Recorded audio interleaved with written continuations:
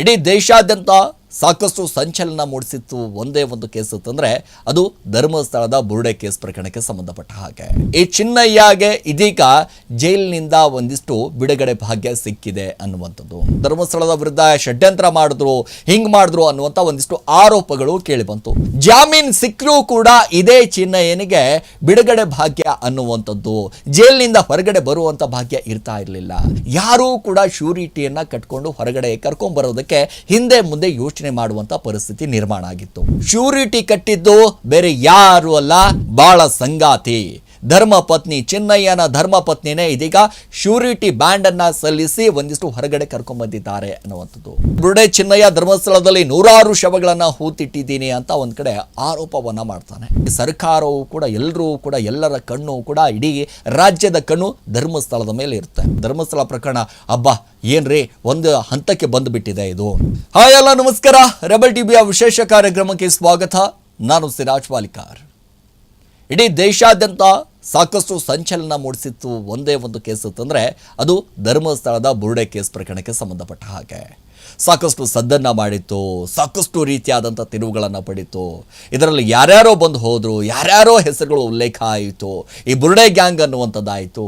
So ಮೊದಲಿಗೆ ಗಮನಿಸ್ತಾ ಹೋದ್ರೆ ಈ ಚಿನ್ನಯ್ಯಗೆ ಇದೀಗ ಜೈಲಿನಿಂದ ಒಂದಿಷ್ಟು ಬಿಡುಗಡೆ ಭಾಗ್ಯ ಸಿಕ್ಕಿದೆ ಅನ್ನುವಂಥದ್ದು. ನೋಡಿ, ಧರ್ಮಸ್ಥಳ ಬುರುಡೆ ಪ್ರಕರಣದಲ್ಲಿ ಜೈಲು ಪಾಲಾಗಿದ್ದಂಥ ಬುರುಡೆ ಚಿನ್ನಯ್ಯ ಸೊ ನಿನ್ನೆ ಬೆಳಗ್ಗೆ ಶಿವಮೊಗ್ಗ ಕಾರಾಗೃಹದಿಂದ ಬಿಡುಗಡೆ ಆಗಿದ್ದಾನೆ. ಸೊ ಬೆಳಗ್ಗೆ 7:30ಕ್ಕೆ ಜೈಲಿನಿಂದ ಚಿನ್ನಯ್ಯ ಬಿಡುಗಡೆ ಆಗಿದ್ದಾನೆ ಅನ್ನುವಂಥ ಮಾಹಿತಿ.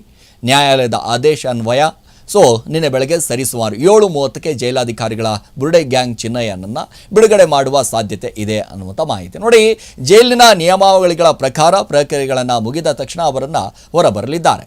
ಸೊ ಶ್ಯೂರಿಟಿ ಯಾರು ಕೊಟ್ಟರು ಅನ್ನುವಂಥ ಸಿಕ್ಕಾಪಟ್ಟೆ ಚರ್ಚೆ ಆಗ್ತಾ ಇತ್ತು. ಸೊ ಇದೇ ಚಿನ್ನಯ್ಯ ಒಂದಿಷ್ಟು ಬುರುಡೆ ಗ್ಯಾಂಗ್ನಲ್ಲಿ ಒಂದು ಕಡೆ ಆರೋಪ ಕೇಳಿ ಬಂದಂಥ ಸಂದರ್ಭದಲ್ಲಿ ಹಂಗೆ ಮಾಡಿದ್ರು, ಹಿಂಗೆ ಮಾಡಿದ್ರು, ಧರ್ಮಸ್ಥಳದ ವಿರುದ್ಧ ಷಡ್ಯಂತ್ರ ಮಾಡಿದ್ರು, ಹಿಂಗೆ ಮಾಡಿದ್ರು ಅನ್ನುವಂಥ ಒಂದಿಷ್ಟು ಆರೋಪಗಳು ಕೇಳಿ ಬಂತು. ಈ ಆರೋಪಗಳು ಕೇಳಿ ಬಂದಂಥ ಸಂದರ್ಭದಲ್ಲಿ ಸಾಕಷ್ಟು ಜನರ ಹೆಸರುಗಳು ಕೂಡ ಉಲ್ಲೇಖ ಆಯಿತು. ಅದರಲ್ಲಿ ಪ್ರಮುಖ ಬಾಕಿ ಇದೇ ಚಿನ್ನಯ್ಯ. ಯಾರು ಈ ಚಿನ್ನಯ್ಯ, ಏನು ಕತೆ ಅನ್ನುವುದರ ಬಗ್ಗೆ ಕೂಡ ಒಂದಿಷ್ಟು ನೋಡ್ತಾ ಹೋಗೋಕ್ಕಿಂತ ಮುಂಚೆ ಶ್ಯೂರಿಟಿ ಯಾರು ಕೊಟ್ಟರು ಅನ್ನುವಂಥದ್ದು ಬಹಳಷ್ಟು ಸದ್ದನ್ನ ಮಾಡ್ತಾ ಇದೆ.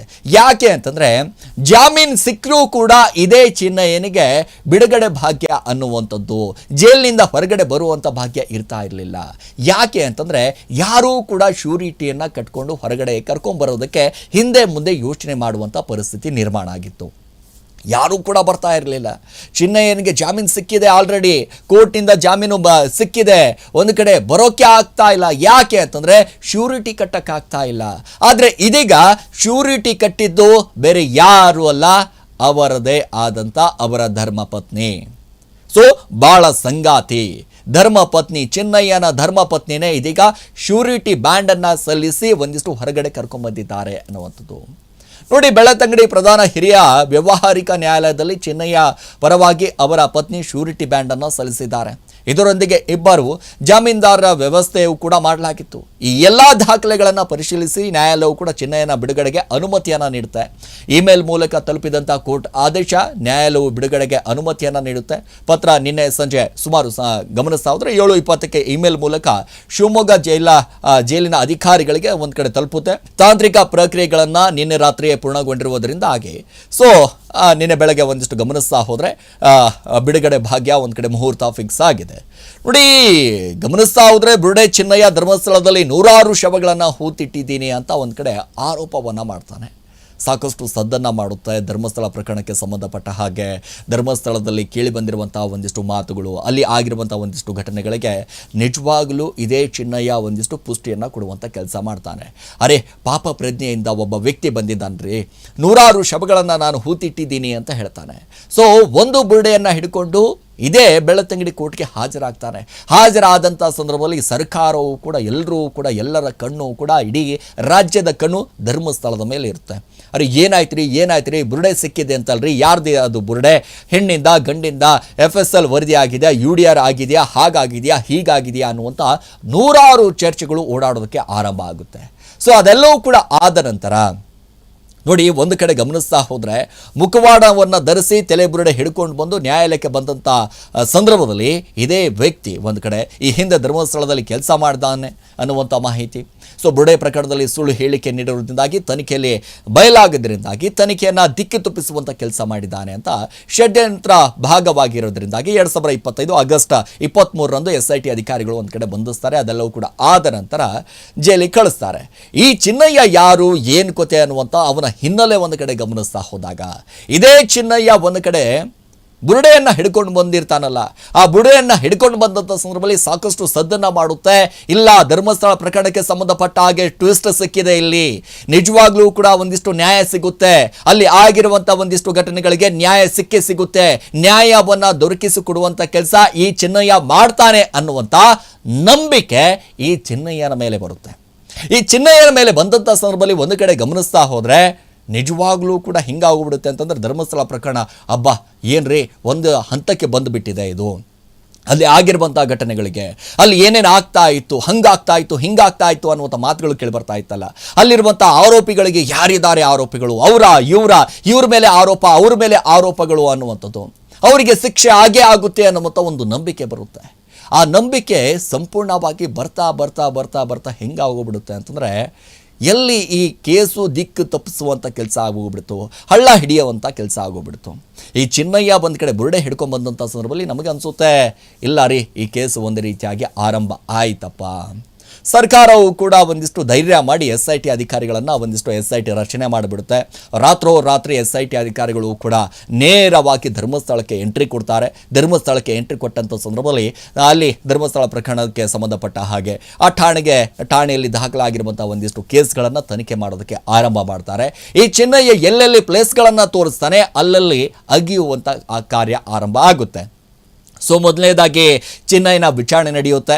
ಎಷ್ಟು ದಿನಗಳಿಂದ ಇಲ್ಲಿ ಕೆಲಸ ಮಾಡ್ತಾ ಇದ್ರಿ, ಎಷ್ಟು ವರ್ಷಗಳಿಂದ ಇಲ್ಲಿ ಕೆಲಸ ಮಾಡ್ತಾ ಇದ್ರಿ, ಎಲ್ಲೆಲ್ಲಿ ಕೆಲಸಗಳ ಮಾಡ್ತಾ ಇದ್ರಿ, ಎಷ್ಟು ಶವಗಳನ್ನು ಹೂತಿದ್ರಿ ಅನ್ನುವಂಥದ್ದು ಕಂಪ್ಲೀಟ್ ಆದಂಥ ಡೀಟೇಲ್ಸನ್ನು SIT ಅಧಿಕಾರಿಗಳ ಮುಂದೆ ಇಡುವಂಥ ಕೆಲಸ ಮಾಡ್ತಾನೆ ಮೊದಲಿಗೆ. ಸೊ ಅದಾದ ನಂತರ ಒಂದಿಷ್ಟು ಪ್ಲೇಸ್ಗಳನ್ನು ಗುರುತಿಸೋದಕ್ಕೆ ಆರಂಭ ಆಗುತ್ತೆ. ಕಲ್ಲೇರಿ ಆಗಿರ್ಬೋದು, ಬಾಹುಬಲಿ ಬೆಟ್ಟ ಆಗಿರ್ಬೋದು, ನೇತ್ರಾವತಿ ಸ್ನಾನಘಟ್ಟ ಆಗಿರ್ಬೋದು, ಎಲ್ಲ ಕಡೆಯೂ ಕೂಡ ಒಂದಿಷ್ಟು ಪ್ಲೇಸ್ಗಳನ್ನು ಆಯ್ಕೆ ಮಾಡ್ತಾರೆ. ಸರಿ ಸುಮಾರು 13 ಪ್ಲೇಸ್ಗಳು ಆಯ್ಕೆ ಆಗುತ್ತೆ.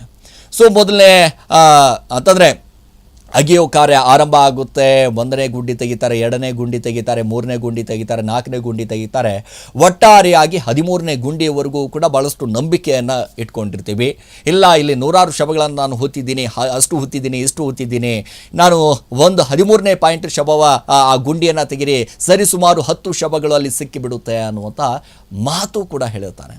ಸೊ ಅಲ್ಲಿ SIT ಅಧಿಕಾರಿಗಳ ಮುಂದೆ ಹೇಳಲಾರ್ದಂಥ ಒಂದು ಮಾತನ್ನು ನ್ಯಾಯಾಧೀಶರ ಮುಂದೆ ಹೇಳಿಬಿಡ್ತಾನೆ. ಈ ಪಾಯಿಂಟಲ್ಲಿ ನಾನು ಸರಿಸುಮಾರು 9 ರಿಂದ 10 ಹೆಣಗಳನ್ನು ಹೂತಿದ್ದೀನಿ ಅನ್ನುವಂಥ ಮಾತನ್ನು ನ್ಯಾಯಾಧೀಶರ ಮುಂದೆ ಹೇಳಿದಂಥ ಸಂದರ್ಭದಲ್ಲಿ SIT ಅಧಿಕಾರಿಗಳು ದಿಕ್ಕು ತಪ್ಪದಂಗೆ ಆಗೋಗ್ಬಿಡುತ್ತೆ. ಅಲ್ಲ ರೀ, ನಮ್ಮ ಮುಂದೆ ಹೇಳಲಾರ್ದಂಥ ಮಾತನ್ನು ನ್ಯಾಯಾಧೀಶರ ಮುಂದೆ ಹೇಳಿಬಿಟ್ಟ, ಇದೀಗ ಪ್ರಕರಣವನ್ನು ಬೇರೆ ರೀತಿಯಾಗಿ ಒಂದಿಷ್ಟು ತಿರುಗಿಸುವಂಥ ಕೆಲಸ ಆಗ್ತಾ ಇದೆಯಾ?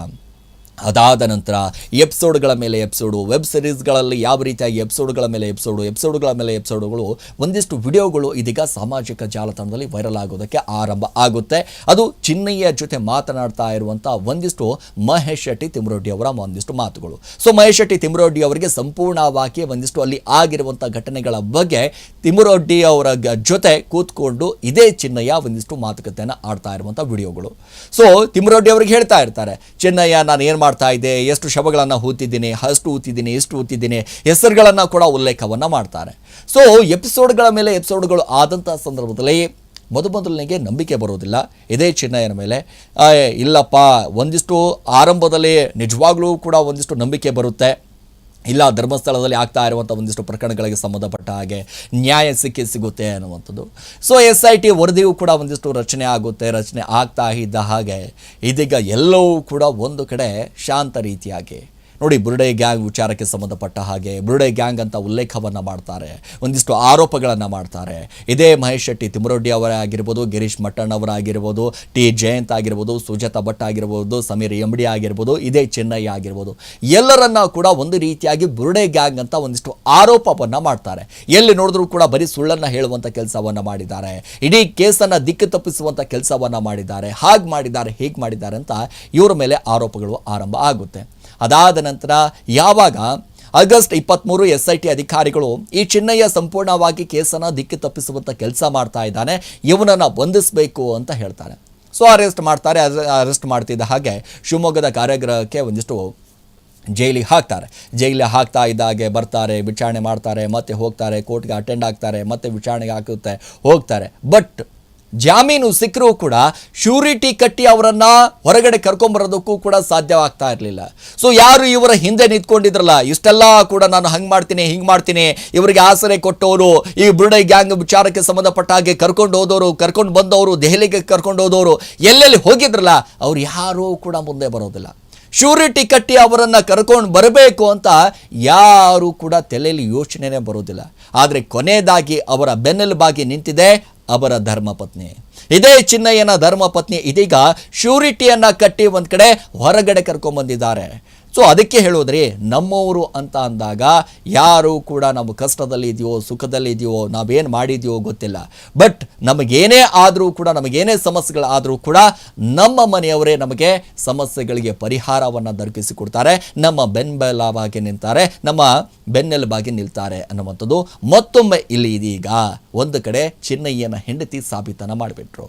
ಅವರ ಹೆಂಡತಿನೇ ಒಂದು ಕಡೆ ಕರ್ಕೊಂಡ್ಬರ್ಬೇಕಾದಂಥ ಪರಿಸ್ಥಿತಿ ನಿರ್ಮಾಣ ಆಯಿತು. ಸೊ ಅದಕ್ಕಾಗಿ ಹೇಳೋದು, ಧರ್ಮಸ್ಥಳ ಪ್ರಕರಣ ಇನ್ನೂ ಕೂಡ ಏನಾಗ್ತಾ ಇದೆಯೋ, ಏನು ಕಥೆನೋ, SIT ಅಧಿಕಾರಿಗಳ ವರದಿಯಲ್ಲಿ ಏನೆಲ್ಲ ಉಲ್ಲೇಖ ಆಗಿದೆಯೋ ಅಥವಾ ಯಾರ ಹೆಸರುಗಳು ಉಲ್ಲೇಖ ಆಗಿದೆಯೋ ಅಂತ ಕಾದು ನೋಡಬೇಕಾಗಿದೆ.